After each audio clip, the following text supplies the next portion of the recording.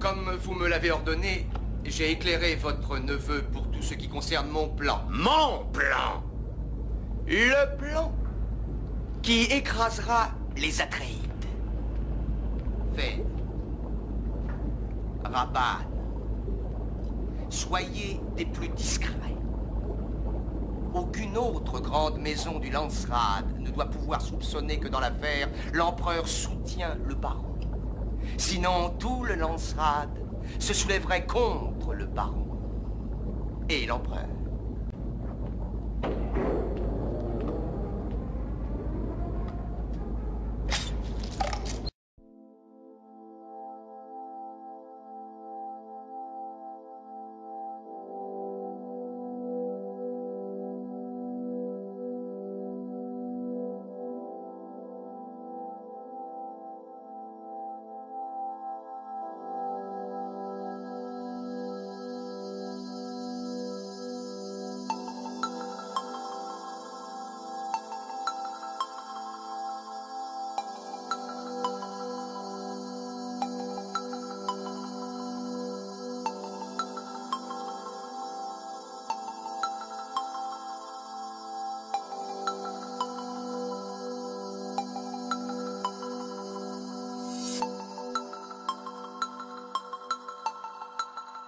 I feel everything.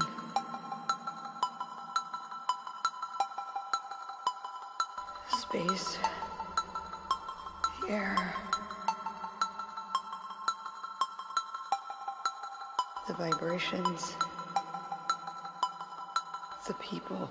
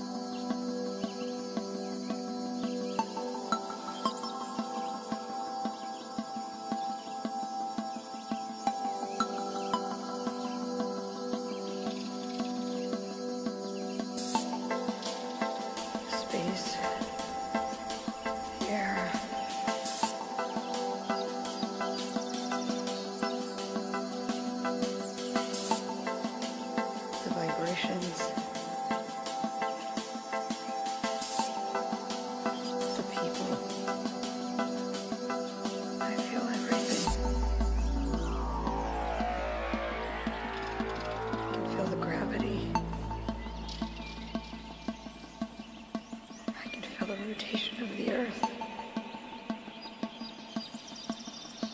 the heat leaving my body, the blood in my veins.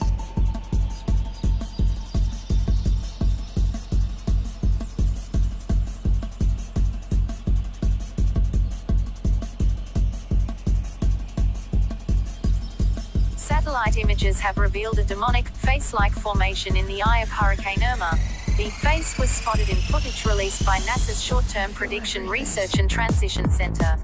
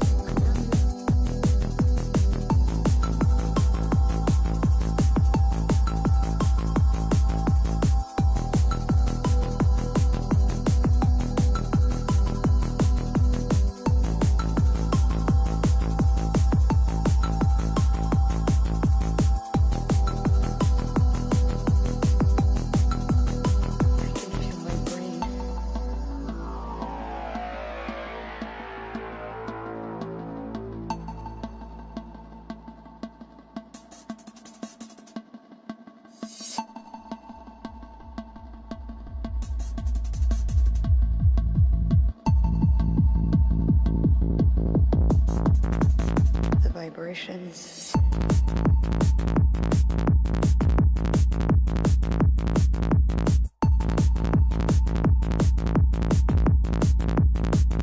The people.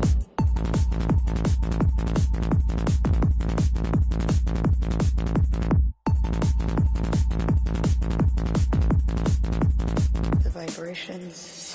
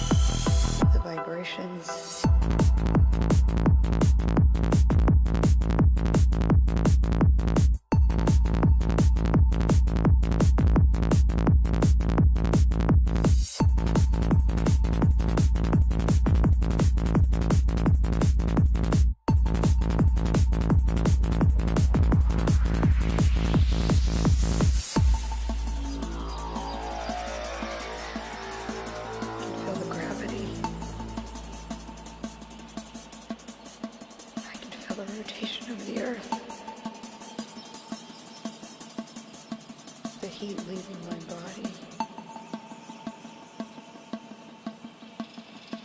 The blood in my veins.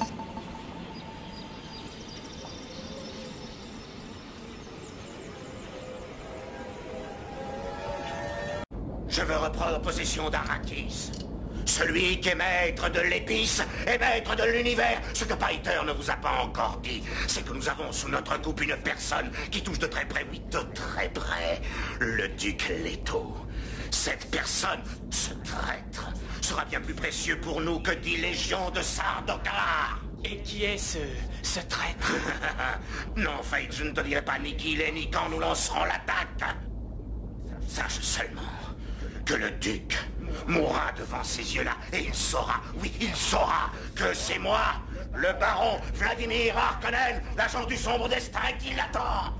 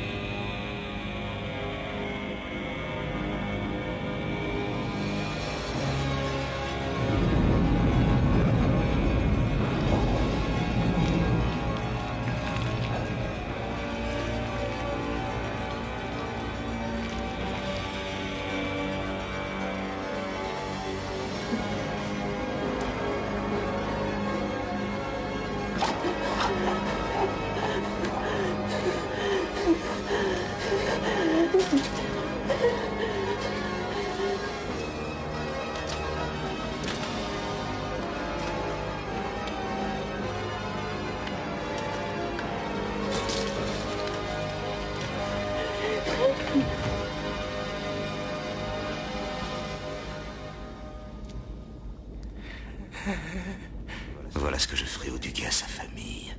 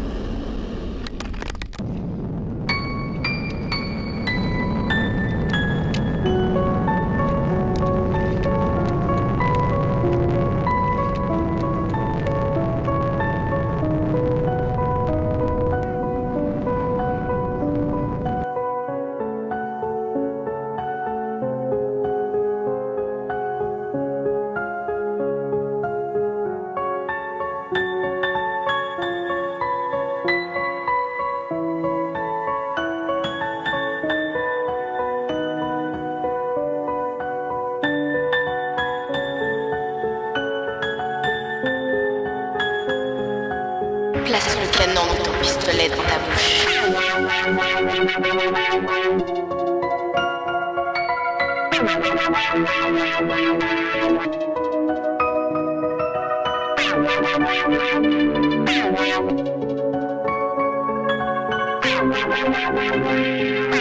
Appuie sur la gâchette.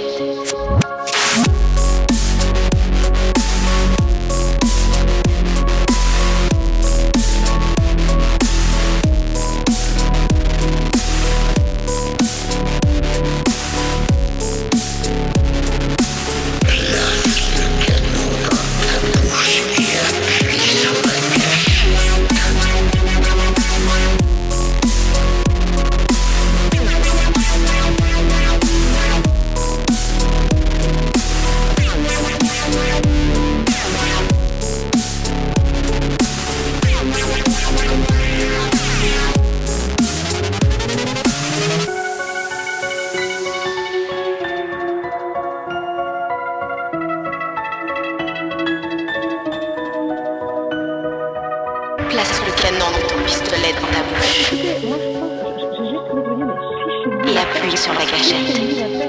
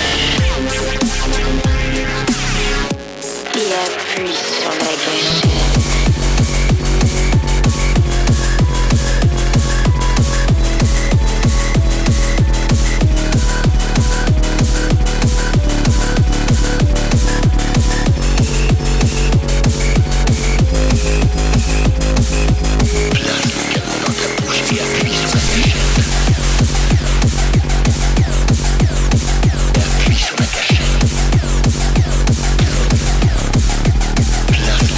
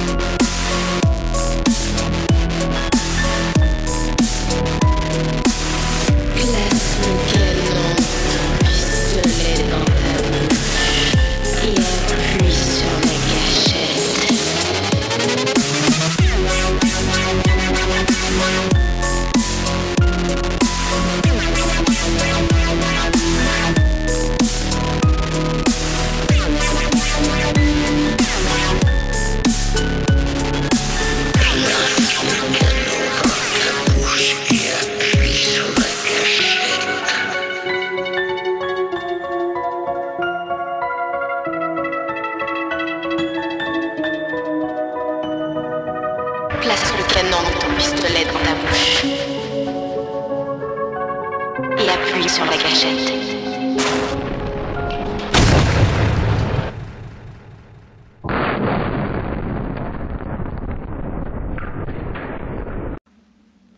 Bonjour à tous, Xavier Louis de Izara, je suis porte-parole officiel du gouvernement. Alors, moi je pense que les gilets jaunes, il faut les sulfater. Tout ce qu'on leur a fait jusqu'ici, ça n'a servi à rien.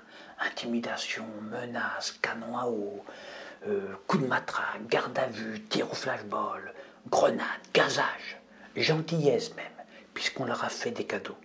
On n'a même pas augmenté le prix de l'essence de 3 centimes, alors que c'était prévu. Sur 1,50 €, mais c'est énorme. On leur confisque tout, avant même qu'ils manifestent. On les fouille, on les fout à poil, on les fourre, on leur met le doigt dans le derrière, hein. On les asperge d'eau sous pression, en plein hiver. Ils sont à poil. Résultat, ils se gèlent les couilles et les miches. Ben oui, parce que les lois physiques s'appliquent à tout le monde. Aussi bien aux pauvres qu'aux riches ou aux élus, contrairement aux lois de la République. Eh bien, malgré ça, ils résistent. Même à poil, sans rien sur eux, sans aucun objet dangereux dans leur poche, ils trouvent le moyen de balancer leurs couilles gelées dans la gueule des CRS. Ils sont complètement enragés. Les couilles, à cause de ces abrutis de gilets jaunes, elles sont désormais qualifiées d'armes à destination. C'est un délit. C'est pire que la boule de pétanque à cause de l'effet de surprise qu'elle provoque sur leurs victimes. Quand un CRS se prend une couille gelée dans le casque, mais il se demande ce que c'est, il est complètement sonné. Il ne sait plus où il en est, il se dit, c'est quoi ça? C'est un truc qu'aucun soldat n'a jamais vu dans sa vie militaire. Alors, on les a foutus à poil, les gilets jaunes. Mais c'est pas suffisant. Il va falloir en plus les castrer avant le début de toute manifestation pour éviter les jets de couilles. Le gilet jaune résiste à tout. Mais c'est pas un poussin, le gilet jaune. Mais pire, plus on l'attaque, plus il devient fort, plus il est résistant. Même si on les sulfate, moi j'y crois pas. J'y crois plus du tout. Et au gouvernement, on ne sait plus quoi faire. C'est fini.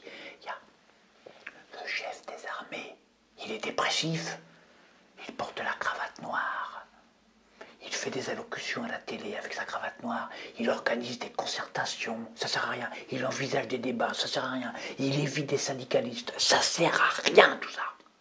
Alors ce qu'on fait, on espère en silence qu'une catastrophe imprévue, qui pourrait stopper ou au moins ralentir les gilets jaunes, par exemple une tempête tropicale, mais en zone tempérée comme en France, c'est pas la peine, faut pas rêver là. Ou alors une invasion de sauterelles, de quelques sauterelles dans un champ de carottes, qui serait commenté par BFM-PQ pendant des heures. Ou alors un acte terroriste, ou une inondation avec des morts. Ou alors une grosse promotion de pouf chez Ikea, ça pourrait marcher. Ou alors la sortie du dernier iPhone, mais il est déjà sorti. Ou disparition mystérieuse du chat d'une habitante du fin fond du Limousin. Mais si ça continue comme ça, si on les laisse faire, les gilets jaunes, mais ils vont finir par nous imposer leur référendum d'initiative populaire ou citoyenne, le RIP. Hein. C'est-à-dire que c'est eux qui feront la loi, c'est le peuple qui fera la loi. Il n'y aura plus besoin de gouvernement, ni de députés, ni de sénateurs, ni d'élus. C'est plus eux qui décideront. Ce sera le peuple qui décidera.